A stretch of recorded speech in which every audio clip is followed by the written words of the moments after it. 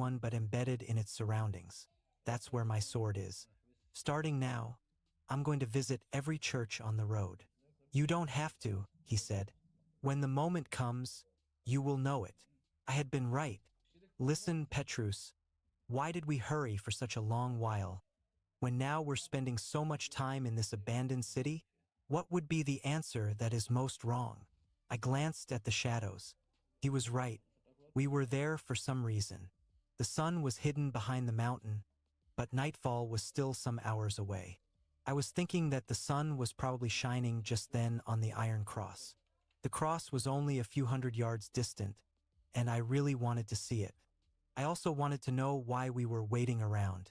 We had moved along so rapidly for the entire week, and now it seemed to me that the only reason for that must have been that we had to be at this place on this day and at this time. I tried to make conversation to pass the time, but I could see that Petrus was tense and preoccupied. I had already seen Petrus in a bad mood many times, but I could not remember having seen him so tense. And then I remembered that I had seen him like this once. It was at breakfast one morning in a small town whose name I could not remember. Just before we had run into, I looked to my left. There he was. The dog. The ferocious dog that had thrown me to the ground. The coward of a dog that had immediately fled afterward. Petrus had promised to help me if we ran into him again, and I turned to my guide. But he had disappeared. I kept my gaze fixed on the dog's eyes while I frantically tried to think of a way to deal with the situation. Neither of us moved, and I was reminded for a moment of the duel scenes in the ghost towns of Western movies. In those films, no one would ever have dreamed of pitting a man against a dog. It just wouldn't have worked. Yet here I was, confronted with a reality that fiction would have considered too far out. And there was Legion, so named because he was so many. Nearby stood a deserted house. If I were to bolt suddenly, I could climb to its roof and Legion could not follow. It seemed absurd that I felt trapped by the physical presence of a dog and all that his presence implied. As I kept my eyes on him, I immediately rejected the possibility of taking flight. Many times along the road I had feared this moment, and now here it was. Before I could find my sword, I had to meet with the enemy and either vanquish him or be defeated by him. I had no choice but to go up against him. If I fled now, I would be falling into a trap. It might be that the dog would not appear again, but I would travel the road to Santiago de Compostela gripped by fear and apprehension. Ever afterward, I would dream about the dog, fearing his reappearance at any minute and living with dread for the rest of my life. As I thought about all this, the dog started toward me. I stopped thinking immediately and concentrated only on the battle that was about to begin. Petrus had left and I was alone. I was frightened, and as I experienced that fear, the dog began to move closer, making a low growling sound. The growl was much more threatening than a loud bark would have been, and I became even more terrified. Seeing the weakness in my eyes, the dog leapt on me. It was as if a boulder had been thrown at my chest. I fell to the ground, and he began to bite at me. I remembered vaguely that I already knew about my death and that it was not to be like this. But even so, my fear grew, and I was unable to control it. I began to fight just to protect my face and throat. An intense pain in my leg caused me to curl up, and I could see that some flesh had been torn away. I took my hands from my head and throat, reaching toward the wound. The dog, seeing this, began an assault on my face. At that moment, one of my hands felt a rock at my side. I grasped it and began to beat on the dog with all my strength. He backed off a bit, more surprised than hurt, and I was able to stand. The dog continued to retreat, and the bloody stone gave me courage. I was paying too much respect to the strength of my enemy, and this was a trap. He could not be any stronger than I. He might be more agile, but he could not be stronger because I weighed more and was taller than he. My fear had lessened, but I wasn't in control of myself yet, and with the rock in my hand, I began to shout at the dog. He withdrew a little further and then suddenly stopped. It seemed as if he were reading my mind. In my desperation, I was beginning to feel strong, and I began to think that it was ridiculous to be fighting a dog. A sense of power suddenly came to me, and a hot wind began to blow across the deserted city. Then I began to be tired of the whole thing. When all was said and done, I had only to batter him once on the head with the stone, and I would have won. I wanted it to be over immediately so that I could dress my wound and put an end to this absurd business of swords and the strange road to Santiago. But this was another trap. The dog hurled himself at me and again pushed me to the ground.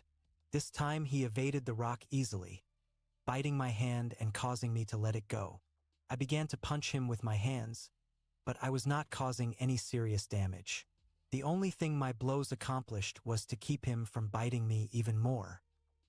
His sharp claws began to tear my clothing and my arms, and I saw that it was only a matter of time before he took charge completely. All of a sudden, I heard a voice from within me.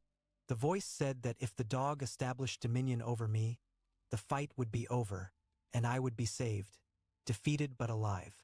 My leg was aching, and my entire body stung from its lacerations. The voice insisted that I give up, and I recognized whose voice it was. It was a strain, my messenger, speaking to me. The dog stopped for a moment, as if he had heard the same voice, and once again I felt like leaving the whole thing behind. Estrain had told me in our conversations that many people fail to find the sword in their lives. And what difference did it make? What I wanted to do was go home, be with my wife, have my children, and work at what I liked. Enough of these absurdities, fighting with dogs and climbing waterfalls. This was the second time that this thought had come to me, but the desire to give up was even stronger now, and I was certain that I would surrender. A sound from the streets of the abandoned city caught the animal's attention. I looked in the direction of the sound and saw a shepherd returning from the fields with his flock. I remembered that I had seen this scene before, in the ruins of an old castle. When the dog spotted the sheep, he jumped away from me and made ready to attack them. This was my salvation. The shepherd started to yell, and the sheep scattered. Before the dog got completely away, I decided to engage him for another moment or two, just to provide enough time for the animals to flee. I grabbed one of the dog's legs. I had the absurd hope that the shepherd might come to my assistance, and for a moment, my hopes about the sword and the power of Ram returned. The dog tried to pull away from me. I was no longer the enemy. I was a hindrance. What he wanted now was there in front of him. The sheep. But I continued to grasp the animal's leg, awaiting a shepherd who would not come and suddenly hoping that the sheep would not take flight. That is what saved my soul. An immense feeling of strength infused me. It was no longer the illusion of power, which causes one to become weary of the battle and to want to give in. Estrain whispered to me again, but this time it was something different. He said that I should always confront the world with the same weapons that were used to challenge me, and that I could confront a dog only by transforming myself into a dog. This was the same craziness that Petrus had talked about that day. I began to feel that I was a dog. I bared my teeth and sounded a low growl, and hatred flowed from the sounds I made. I saw the frightened face of the shepherd off to the side and could sense that the sheep were as terrified of me as they were of the dog. Legion also saw this and became fearful. Then I attacked him. It was the first time I had done this in our fight. I attacked him with my teeth and my nails, trying to bite the dog in the throat, exactly as I had feared he would do to me. Inside, I felt only a tremendous desire for victory. Nothing else was important. I threw myself on top of the animal and pressed him to the ground. He fought to free himself from the weight of my body, and he clawed at my skin, but I too was biting and scratching. I could sense that if he got out from under me, he would run away, and I did not want that to happen ever again. Today I was going to beat him. The animal began to show fear in his eyes. Now I was the dog, and he seemed to have been transformed into a man. My old fear was operating in him now. It was so strong that he was able to work his way out from under me, but I corralled him in the basement of one of the abandoned houses. Behind its low slate wall was the precipice, and he had no escape. Right there, he was going to see the face of his death. I suddenly began to realize that there was something wrong. My thinking was becoming cloudy, and I began to see a gypsy's face with vague images dancing around it. I had turned myself into Legion. This was the source of my power. The many devils had abandoned the poor, frightened dog that a moment from now was going to fall into an abyss, and now they were in me. I felt a terrible desire to destroy the defenseless animal. "You are the prince, and they are legion," whispered Estrain. But I did not want to be a prince, and I heard from a distance the voice of my master. He said insistently that there was a sword to be won. I had to resist for one more minute. I should not kill that dog. I looked over at the shepherd. His look confirmed what I was thinking. He, too, was now more frightened of me than of the dog. I began to feel dizzy, and the scene began to spin. I could not allow myself to faint. If I fainted now, Legion would have won. I had to find a solution. I was no longer fighting against an animal, but against the force that possessed me. I felt my legs beginning to weaken, and I leaned against a wall, but it gave way under my weight. Among the stones and bits of wood, I fell with my face in the dirt. The earth. Legion was the earth and the fruits of the earth, the good fruits of the earth and the bad, but of the earth. His house was in the earth, and there he ruled the earth or was ruled by it. Agape exploded within me, and I dug my nails into the earth. I screamed, and the scream was the same as I had heard the first time the dog and I had met. I felt Legion pass through my body and descend into the earth. Within me was Agape, and Legion did not want to be eaten by the love that consumes. This was my will, the will that had made me fight with my remaining strength against fainting. It was the will of Agape residing in my soul and resisting. My entire body trembled. Legion plummeted into the earth. I began to vomit, but I felt that it was agape, growing and exiting through all of my pores. My body continued to tremble, and a long time later I sensed that Legion had returned to his realm. I could feel his last vestige pass out through my fingers. I sat on the ground, wounded and exhausted, and looked at the absurd scene in front of me. A dog, bleeding and waving his tail, and a terrified shepherd staring at me. "It must have been something you ate," said the shepherd, not wanting to believe what he had seen. "But now that you've vomited, you will feel better." I nodded my head. He thanked me for having controlled my dog and went his way down the road with his sheep. Petrus appeared but said nothing. He tore off a strip of his shirt and made a tourniquet for my leg, which was bleeding badly. He told me to check the rest of my body, and I replied that there was nothing serious. "You look awful," he said, smiling. His good mood seemed to have returned. "We can't visit the Iron Cross with you looking like that. There are probably tourists there, and they would be frightened." I didn't pay any attention to him. I got up, brushed off the dust, and saw that I could walk. Petrus suggested that I do the ram breathing exercise, and he picked up my knapsack. I did the exercise and returned once again to a sense of harmony with the world. In half an hour, I would be at the Iron Cross. And someday, Fonsabaden was going to rise from its ruins. Legion had left a lot of power there. Command and obedience. Petrus was carrying me as we arrived at the Iron Cross. My leg wound prevented me from walking. When he realized the extent of the damage done by the dog, he decided that I should rest until the wound had healed enough for us to continue along the strange road to Santiago. Nearby there was a village that provided shelter for pilgrims who were overtaken by nightfall before crossing the mountains, and Petrus found us 2 rooms in the home of a blacksmith. My haven had a small veranda, an architectural feature we hadn't seen previously along the road. From it, I could see the range of mountains we would have to cross sooner or later in order to reach Santiago. I fell into bed and slept until the following day. Although I felt slightly feverish when I awoke, I also felt better.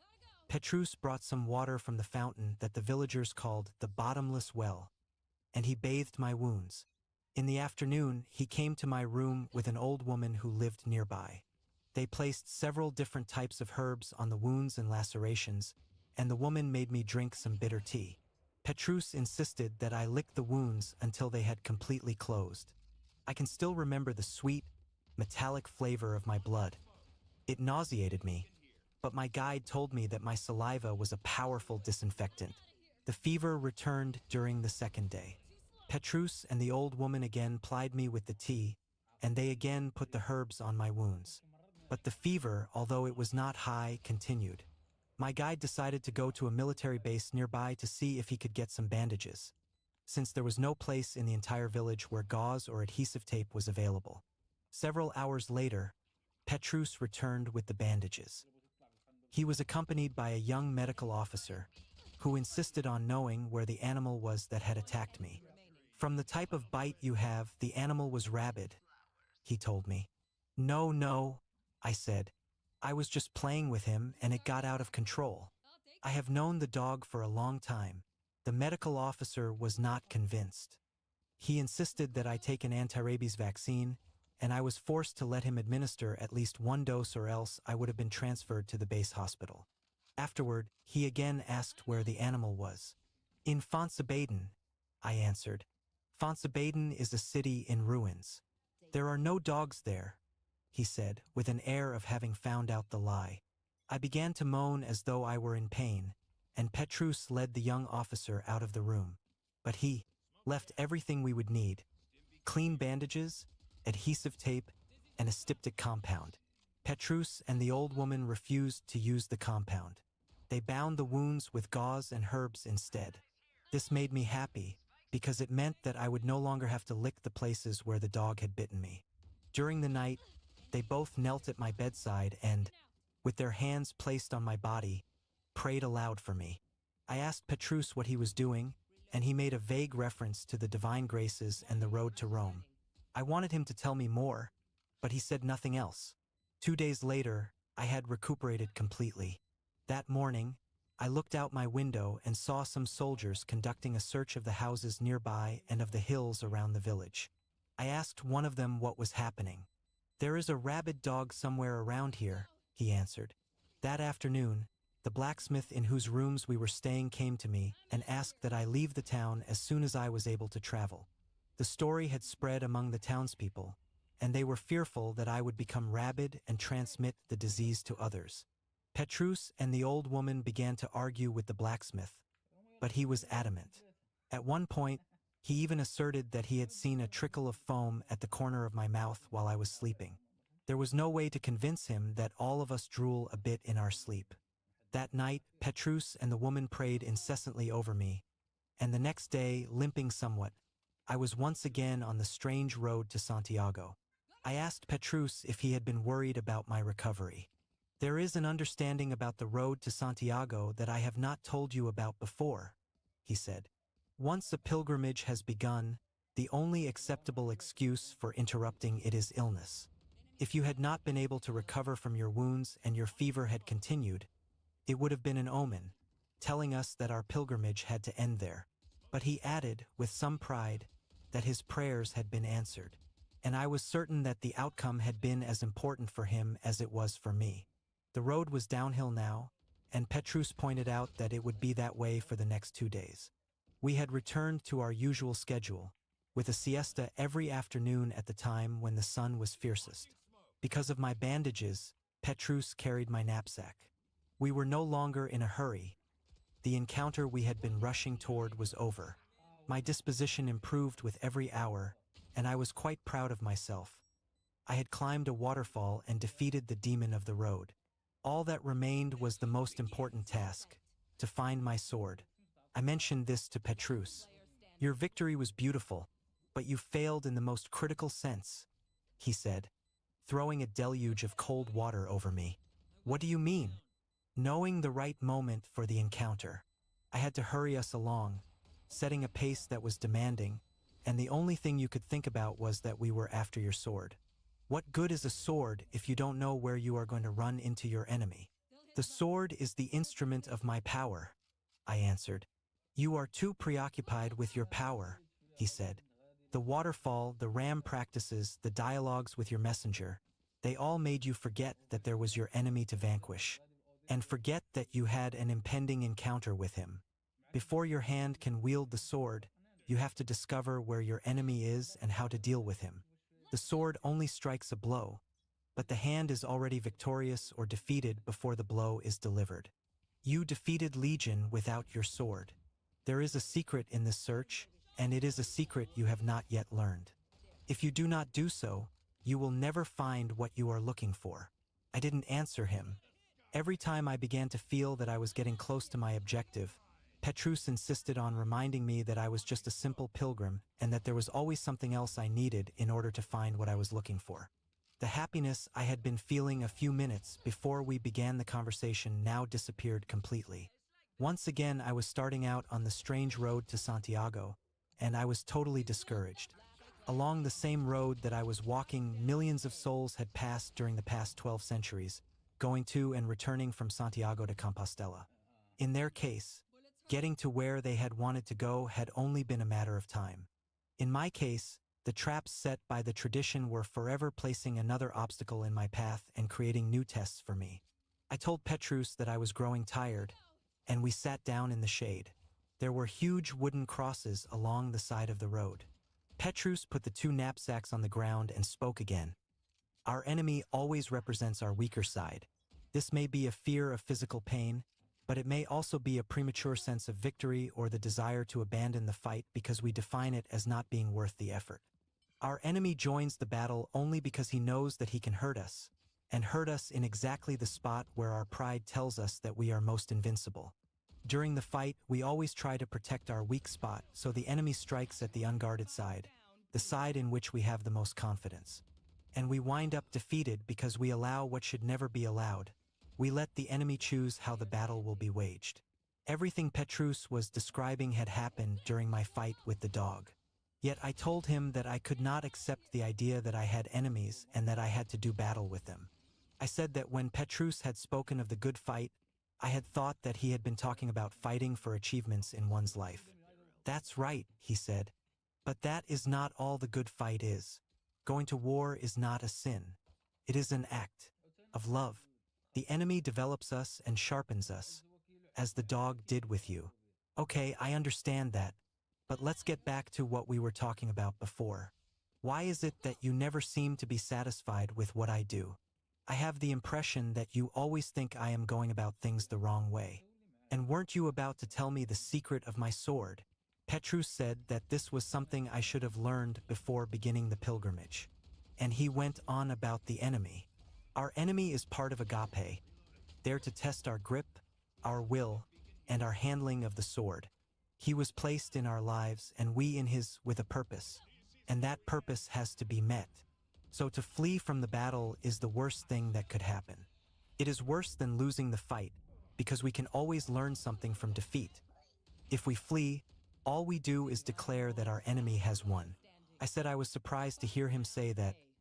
It amazed me to hear a man who seemed to feel so close to Jesus talk about violence in this way.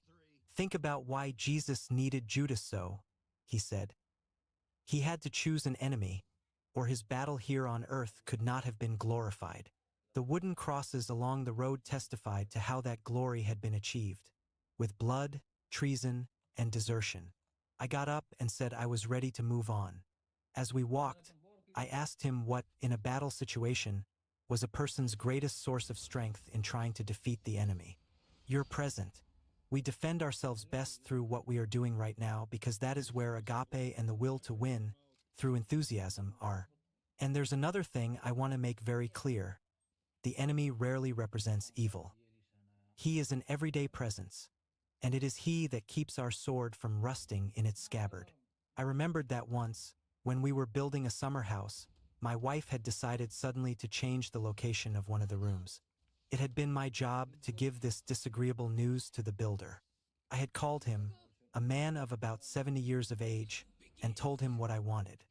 He had looked at the plan, thought about it, and come up with an even better solution using a wall that he had already begun to raise. My wife had loved the idea. Maybe it was this that Petrus was trying to describe in a more complicated way. That we have to use the thrust of what we are doing right now to defeat the enemy. I told him the story about the builder. Life always teaches us more than the road to Santiago does, he answered. But we don't have much faith in what life teaches us. There were crosses all along this part of the Jacobean route. They were made of such massive, heavy wood that the pilgrim who put them there must have had an almost superhuman strength. A cross had been placed every 30 meters for as far as I could see. I asked Petrus what their significance was. An ancient and obsolete instrument of torture, he said. But why are they here? They must have been some kind of pledge. How should I know? We stopped in front of one of them that had toppled over. Maybe the wood rotted, I said. It's the same wood as all the others, and none of the others rotted. Then it must not have been sunk into the earth firmly enough. Petrus stopped and looked around. He put his knapsack on the ground and sat down. We had stopped to rest only a few minutes before, so I couldn't understand what he was doing. Instinctively, I looked around, expecting to see the dog. "You defeated the dog," he said, knowing what I was thinking. "Don't worry about the ghosts of the dead." "Well, then why are we stopping?" Petrus made a gesture that told me to be quiet, and I did not say anything for several minutes. I felt the old fear of the dog and decided to remain standing, hoping Petrus would say something. "What do you hear?" he asked me. "Nothing. The silence. We are not smart enough to be able to listen to the silence. We are just human beings, and we don't even know how to listen to our own ramblings. You have never asked me how I knew that Legion was about to arrive. Now I will tell you how, by listening. The sound began many days before, when we were still in Astorga. Starting then, I began to move along more quickly, because all the indications were that we were going to meet up with him in Fonsabaden. You heard the same sound as I, but you were not listening. Everything is contained in sounds, the past, the present, and the future. The person who does not know how to listen will never hear the advice that life offers us all the time. And only the person who listens to the sounds of the moment is able to make the right decisions. Petrus bade me sit down and forget about the dog. He said that he was going to teach me one of the easiest and most important practices of the road to Santiago. And he explained the listening exercise to me. "Do it right now," he said. I began to perform the exercise. I heard the wind and a woman's voice far in the distance, and at one point I sensed that a branch was being broken. It was not a difficult exercise, and I was fascinated by its simplicity. I put my ear to the ground and began to listen to the muted sounds of the earth. After a few moments, I began to separate the sounds from each other. The sound of the leaves rustling, the sound of the voice in the distance, and the noise of the beating of the wings of birds. An animal grunted, but I could not identify what kind of beast it was. The 15 minutes I spent on the exercise flew by. The listening exercise. Relax. Close your eyes. Try for several minutes to concentrate on all of the sounds you hear in your surroundings, as if you were hearing an orchestra playing its instruments. Little by little, try to separate each sound from the others. Concentrate on each one, as if it were the only instrument playing. Try to eliminate the other sounds from your awareness. When you do this exercise every day, you will begin to hear voices. First, you will think that they are imaginary. Later, you will discover that they are voices of people from your past, present, and future, all of them participating with you in the remembrance of time. This exercise should be performed only when you already know the voice of your messenger. Do this exercise for 10 minutes at a time. After a while, you will see that this exercise will help you to make the right decision, Petrus said, without asking me what I had heard. A gape speaks to you through the blue sphere exercise, but it also speaks to you through your sight, your sense of touch, through sense, and your heart, and your hearing. A week from now, at the most, you will begin to hear voices. At first, they will be timid, but before long they are going to begin to tell you things that are important. Be careful, though, with your messenger. He is going to try to confuse you. However, you already know the sound of his voice, so he will no longer be a threat. Petrus asked if I had heard the joyful call of an enemy, or an invitation offered by a woman, or the secret of my sword. "I just heard the voice of a woman in the distance," I said, "but it was a farmer's wife calling to her child." "Well, look at that cross there, and see if you can raise it with your thoughts." I asked him what such an exercise would mean. "It means having faith in your thoughts," he responded. I sat down on the ground in a yoga position. I was certain that, after everything I had accomplished with the dog and with the waterfall, I was going to be able to do this too. I fixated on the cross. I imagined myself leaving my body, grasping the cross, and raising it using my astral body. On the road of the tradition, I had already performed some of these small miracles. I had been able to shatter glasses and porcelain statues and to move objects along the surface of a table. It was an easy magic trick, and even though it did not signify any great power, it was useful in winning over non-believers. I had never tried it, though, with an object the size and weight of the cross. But if Petrus had commanded that I do so, I felt I would know how to make it happen. For half an hour I tried everything I could. I used astral displacement and suggestion. I remembered the power my master had over the force of gravity, and I tried to repeat the words that he always used on such occasions. Nothing happened.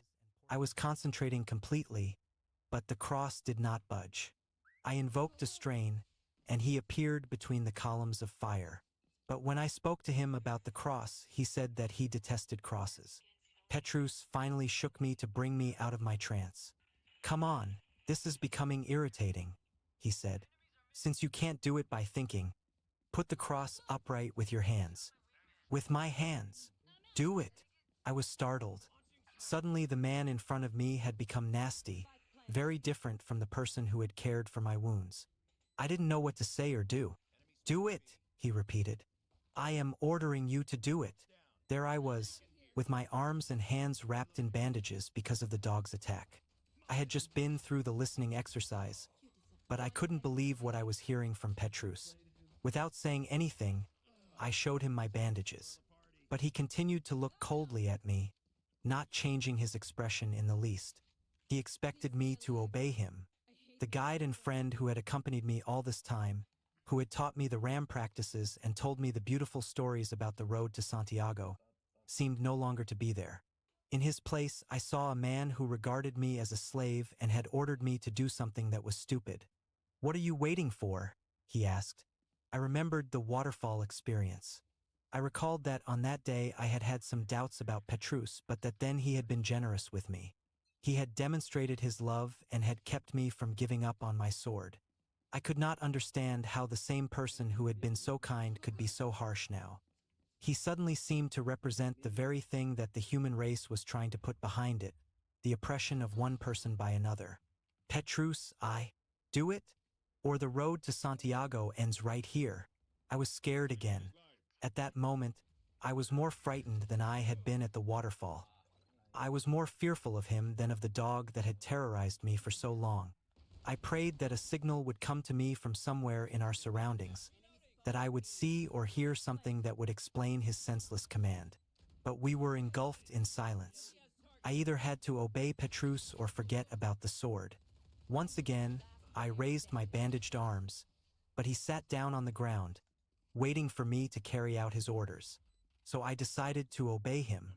I went to the cross and tried to budge it with my foot to test its weight. It hardly moved.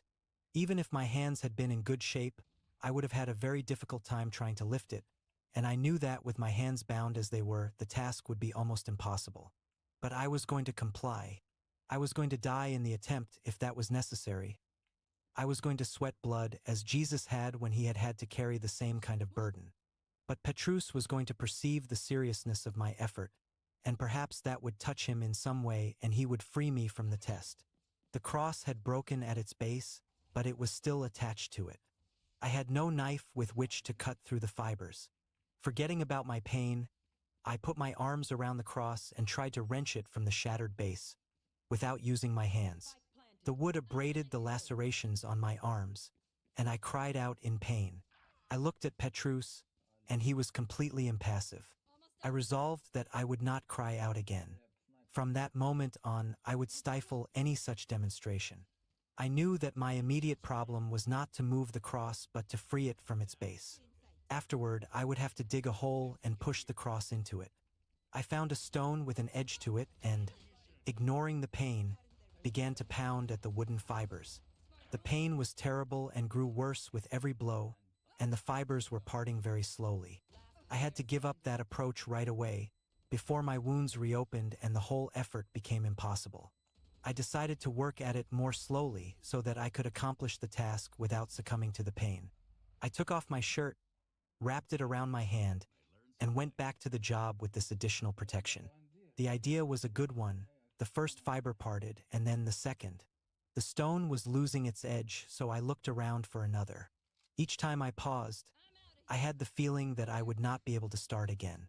I gathered several sharp stones and used them, one after the other, so that the pain in the hand I was working with was bearable. Almost all of the fibers had been cut, but the main one still held firm. The pain in my hand was increasing, and abandoning the idea of working slowly, I began to strike at the wood frantically. I knew that I was coming close to the point where the pain would make it impossible to continue. It was just a matter of time until this happened, and I had to make good use of that time. I was sawing and pounding now, and something sticky between my skin and the bandages was making the work even more difficult. It is probably blood, I thought, but then I put it out of my mind. I gritted my teeth, struck harder at the fiber, and it seemed about to break. I was so excited that I stood up and delivered a blow with all my strength to the wood that was causing all my suffering. With a groan, the cross fell to the side, freed from its base. My joy lasted only for a few moments. My hand was throbbing violently, and I had only begun the job. I looked over at Petrus and saw that he was sleeping. I stood there for a time trying to figure out some way of fooling him, of putting the cross upright without his noticing it. But that was exactly what Petrus wanted, that I raise the cross. And there was no way to deceive him, because the task depended solely on me. I looked at the ground, the dry, yellow earth. Once again, stones would be my only tools. I could not work anymore with my right hand because it hurt too much, and there was that sticky substance under the bandage that worried me. I carefully unwrapped the shirt from the bandages. Blood was staining the gauze, and this was a wound that had almost healed. Petrus was a monster. I found a different kind of stone, one that was heavier and more resistant. Rolling the shirt around my left hand, I began to beat at the earth, trying to dig a hole at the foot of the cross. My initial progress was good, but it was soon slowed by the hardness and dryness of the ground. I kept digging, but the hole seemed to stay the same depth. I decided that I would not make the hole very wide so that the cross would fit into it without wobbling, but this made it more difficult to remove the dirt from the excavation. My right hand had stopped hurting as much as it had, but the coagulated blood made me nauseated and anxious. I was not used to working with my left hand, and the stone kept slipping from my grip. I dug forever. Every time the stone beat on the ground, and every time I put my hand into the hole to remove some dirt, I thought of Petrus. I looked over at him, dozing peacefully, and I hated him from the bottom of my heart. Neither the noise nor my hatred appeared to disturb him. He must have his reasons, I said to myself, but I could not understand the debasement and humiliation he was inflicting on me. I saw his face in the earth I was pounding, and the rage I was feeling helped me to dig the hole deeper. Again, it was just a matter of time. Sooner or later I was going to win. As I thought about this, the rock hit something solid and sprang back. This was my worst fear. After all that work, I had run into a stone that was too big for me to continue. I stood up, wiping the sweat from my face, and began to think. I didn't have enough strength to move the cross to another place. I couldn't start again from the beginning because my left hand, now that I had stopped, felt dead. This was worse than pain, and it really scared me. I looked at my fingers and I was able to move them, but instinct told me that I shouldn't punish the hand anymore. I looked at the hole. It wasn't deep enough to hold the cross erect. The wrong answer will indicate the right one. I remembered the shadows exercise and what Petrus had said then. It was also then that he had told me that the RAM practices would make sense only if I could apply them in my daily life. Even in a situation as absurd as the present one, the RAM practices should be of some use. The wrong answer will indicate the right one. The impossible solution would be to try to drag the cross to a different place. I no longer had the strength to do that. It was also impossible to try digging deeper into the ground. So if the impossible answer was to go deeper into the earth, the possible answer was to raise the earth. But how? And suddenly, all of my love for Petrus was restored. He was right. I could raise the earth. I began to collect all the stones nearby and place them around the hole, mixing them with the earth I had removed. With great effort, I lifted the foot of the cross a little and supported it with stones to raise it higher off the ground. In half an hour, the ground was higher and the hole was deep enough. Now I just had to get the cross into the hole. It was the last step and I had to make it work. One of my hands was numb and the other was giving me a great deal of pain. My arms were wrapped in bandages, but my back was all right. It had just a few scratches. If I could lie down beneath the cross and raise it bit by bit, I would be able to slide it into the hole. I stretched out on the ground, feeling the dust in my nose and eyes. With the hand that was numb, I raised the cross a fraction and slid underneath it. Carefully, I adjusted my position so that its trunk rested squarely on my back. I felt its weight and knew that it would be heavy to lift but not impossible. I thought about the seed exercise, and very slowly I squirmed into a fetal position, balancing the cross on my back. Several times I thought it was going to fall, but I was working slowly. I was able to sense the direction it might take and correct for it by repositioning my body. I finally achieved the position I wanted, with my knees in front of me and the cross balanced. For a moment, the foot of the cross shook on the pile of stones, but it did not fall out of place. It's a good thing I don't have to save the universe, I thought, oppressed by the weight of the cross and everything it represented. A profoundly religious feeling took possession of me. I remembered that another person had carried the cross on his shoulders and that his damaged hands had not been able to free themselves from the wood or the pain as mine could. This religious feeling was loaded down with pain, but I forgot about it immediately because the cross began to shake again. Then, slowly raising myself up, I began a rebirth. I couldn't look behind me, and sound was my only means of orientation. But just a while ago I had learned how to listen to the world, as if Petrus had guessed that I was going to need this kind of knowledge. I felt the weight of the cross and sensed that the stones were accommodating each other. The cross rose bit by bit, as if to help me in this test. It was as if the cross itself wanted to return to its position, framing that section of the road to Santiago. One final push was all that was needed. If I could get into a seated position, the trunk of the cross would slide down my back into the hole. One or two of the stones had been dislodged, but the cross was now helping me, since its foot remained in place where I had built up the wall. Finally, a pull on my back indicated that the base was free. It was the final moment, just as at the waterfall when I had had to fight my way through the current. The most difficult moment, because it is then that we fear failure and want to give up before it occurs. Once again I sensed how absurd the task was, trying to raise a cross when all I really wanted to do was find my sword. But none of these thoughts was important. With a sudden thrust, I raised my back, and the cross slid into place. At that moment I recognized once again that fate had been directing the work I had done. I stood there expecting the cross to fall in the other direction, scattering the stones I had placed. Then I thought that maybe my push had not been strong enough and that the cross was going to fall back on top of me. But what I heard was the muffled sound of something hitting against the bottom of the hole. I turned carefully. The cross was upright and it was still trembling from the impact. Some stones were rolling down their slope, but the cross was not going to fall. I quickly put the stones back in place and embraced the cross so that it would stop wavering. I felt alive and hot, certain that the cross had been my friend throughout all of my work. I stepped away slowly, improving the placement of the stones with my feet. I stood there admiring my work for a long time, until my wounds began to hurt. Petrus was still asleep. I went over to him and nudged him with my foot. He awoke with a start and looked at the cross. "Very good," was all that he said. "In Ponferrada, we will change the bandages. The tradition. I would rather have lifted a tree. That cross on my back had me thinking that my search for wisdom was going to be the death of me. Looking at my surroundings, my words rang a bit hollow. The cross episode was already history, as if it had happened a long time ago and not just the previous day. It had no relation to the black marble bathroom, the warmth of the water in the hot tub, or the crystal goblet of Rioja wine that I was enjoying. I could not see Petrus, who was in his own bedroom in the luxury suite we had rented in a first-class hotel. "Why the cross?" I insisted. "It wasn't easy to convince the man at the front desk that you weren't a beggar," he yelled from his room.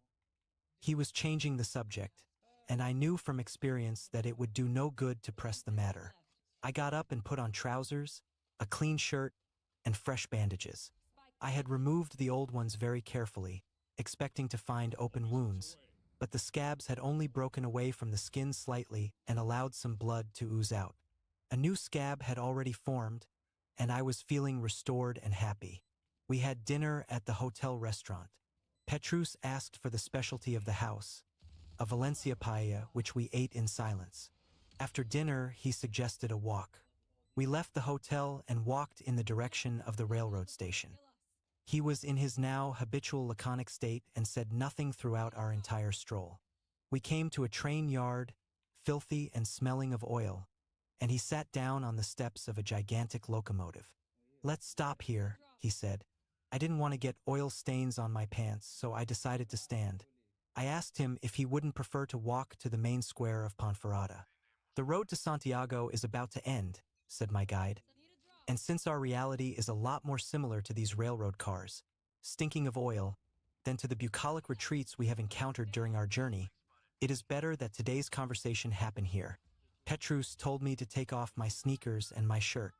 Then he loosened the bandages on my arms, leaving them freer to move. But he left those on my hands as they were. "Don't worry," he said. "You are not going to need your hands for this, at least not to hold anything." He was more serious than usual, and his tone of voice surprised me. Something important was about to happen. Petrus sat down again on the steps of the locomotive and looked at me for a long time. Then he said, "I am not going to say anything about yesterday's episode. You will discover for yourself what it means, and this will happen only if someday you decide to walk the road to Rome, the road of the graces and miracles. I want to tell you just one thing. People who consider themselves to be wise are often indecisive when command is called for and rebellious when they are called upon to obey. They are ashamed to give orders and consider it dishonorable to receive them. Don't ever be that way. In the room, you said that the path to wisdom leads to sacrifice. That is wrong. Your learning period did not end yesterday. You still have to find your sword and learn its secret. The RAM practices allow us to engage in the good fight and to have a better chance at winning in life. The experience you had yesterday was only one of the tests along the road. It was part of the preparation for the road to Rome.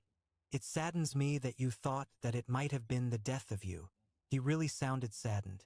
I realized that throughout all the time we had spent together, I had always expressed doubt regarding what he was teaching me. I was not a strong, humble Castaneda receiving his teachings from Don Juan. I was an arrogant and fractious man in my approach to the simple RAM practices. I wanted to say this to Petrus, but I knew that it was too late. "Close your eyes," Petrus said. "Do the RAM breathing exercise and try to harmonize yourself with this iron, this machinery, and this smell of oil. This is our world. You should open your eyes only when I have completed teaching you an exercise." I closed my eyes, concentrated on the RAM breathing, and felt my body begin to relax. I could hear the noises of the city, some dogs barking in the distance, and the sound of voices in argument not far from where we were. Suddenly, I began to hear Petrus's voice singing an Italian song recorded by Peppino Di Capri that had been a hit when I was a teenager. I didn't understand the words, but the melody brought back happy memories and helped me to reach a state of tranquility. "Some time ago," he began when he had stopped singing, "as I was working on a project that I had to deliver to the mayor's office in Milan, I received a message from my master. Someone had gone all the way to the end of the road of the tradition and had not received his sword. I was supposed to guide him along the road to Santiago. I was not surprised at this. I had been expecting such a summons at any time,